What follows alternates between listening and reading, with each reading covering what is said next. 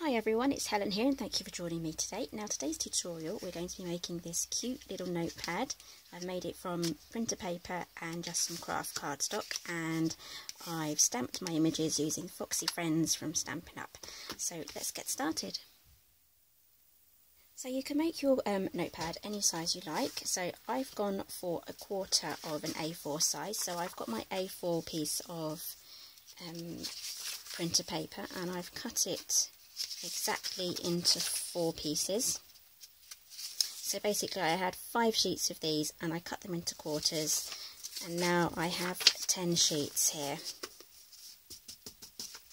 and there was another half, so it made me 20 sheets. So I have 10 here and the other 10 went into making that, just to be sure, just in case you are counting my pieces of paper. Okay, so we've got our pieces here, and I did exactly the same on the craft cardstock. So let's get stamping. So first of all, I'm going to fold this in half. You don't have to use your scoreboard for this, you can just simply fold it. Use a bone folder though. Okay, so choose your best side.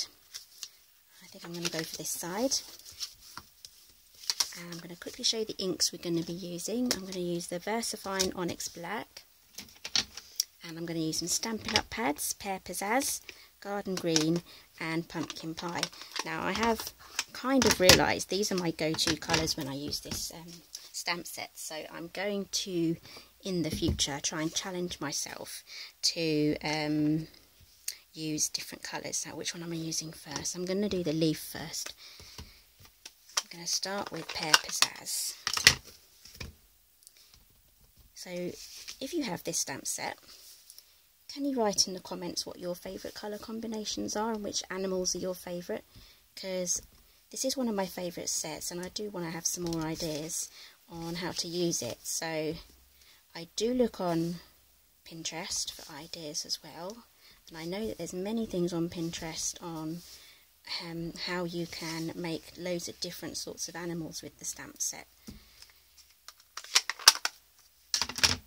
Okay, so moving on to Garden Green. So I actually made these notepads for my children's school yesterday. And if you can hear that noise, my neighbour is angle grinding today or something. The other day I was filming, he was bashing some pieces of metal really loudly. And now he seems to be using his power tools today. So let's hopefully he doesn't take too long doing that. Okay, I'm happy with that. Okay, so back to my story. Our children were given from the school some goodie bags to fill for their school fair that's coming up on Friday. And we have to fill them with items going up to the value of £1. So that doesn't really give me many options. I can put some sweets in there and other things. And my daughter said, let's put some crayons in there. So I put some crayons in. I bought a pack and I divided it into 2. So I had 2 bags to fill. And then I thought, I know, I'll make some notepads. Okay, so I've done my top and bottom. So now I'll find my centre here with the fox. So late last night I was putting these notepads together and they came together really quickly. So that does look splotchy. That will dry. It's a dye ink, so it will soak into the cardstock, and then it will even out. As you can see here, this went on splotchy just like this one. So as you can see, it's gone a lighter colour as well. So this isn't the true colour you'll see. It needs to dry first. So now moving on to the eyes. These always remind me from Ice Age, that sloth, that face. That's what it reminds me of. Is it Sid? Is his name Sid? I think it's Sid. It's been a long time since I've seen that. I'm just going to grab a dry baby wipe. I went in the middle there, I don't want to ruin my image. Okay, another thing you can do is you can use the matching punch that goes with this and actually cut out your fox or animal and then mount it up on foam pads. So that's another look. Okay, so that's pretty much our outside cover done, so let's get the pages in. Now you are going to be needing a heavy duty stapler. This is just from my stationery shop. It's from Rapesco, I think that's how you say it. So I've got my 10 sheets here. I'm just going to fold them in half. Use your bone folder again.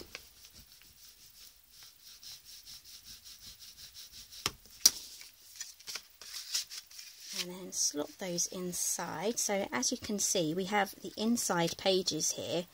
They're kind of sticking out the centre, so sticking out the edge. So we're going to trim those off, so you will be needing a craft knife for that as well. So let's get the staples in. So let's straighten everything up. Make sure all of your pages are straight. Grab a binder clip just to keep everything in place while I staple, and then I'm going to double check on the other side to make sure I have not much overhang, because these are cut the same size, so I don't want any overhang this side or that side. So try and be accurate when you're cutting out your pieces of paper. Okay, so I've got my stapler here, so I can actually move it back quite far, as you can see. With a normal stapler you may not be able to reach, so it's always good to invest in a big stapler, especially if you want to be making your own notebooks.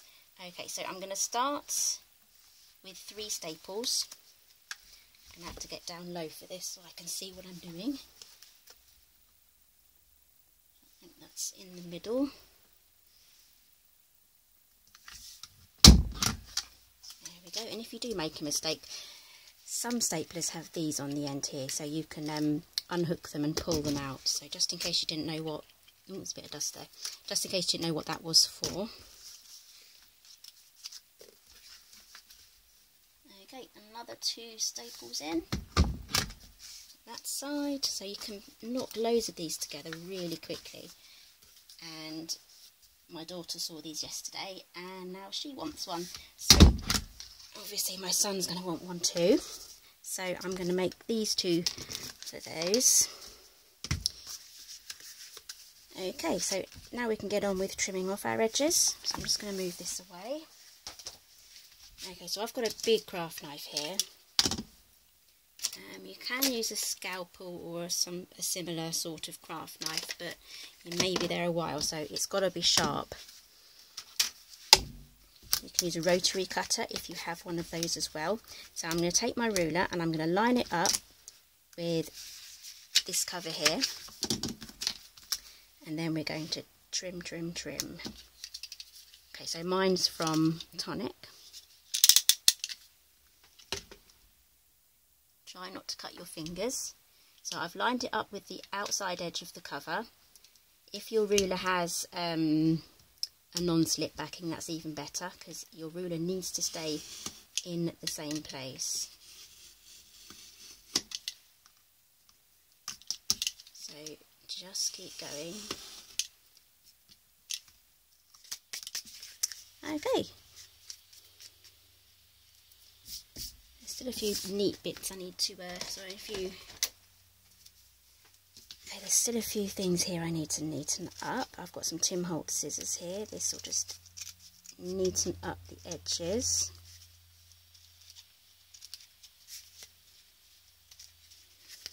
And there we go. Fade away, and there's our little booklet. Okay, so if you make some of these, I'd love to hear your opinion on how easy they were to make. If you have any questions, just send me a comment down below. I do my best to read them and answer everything. Okay, so thank you for joining me today, and I'll see you next time.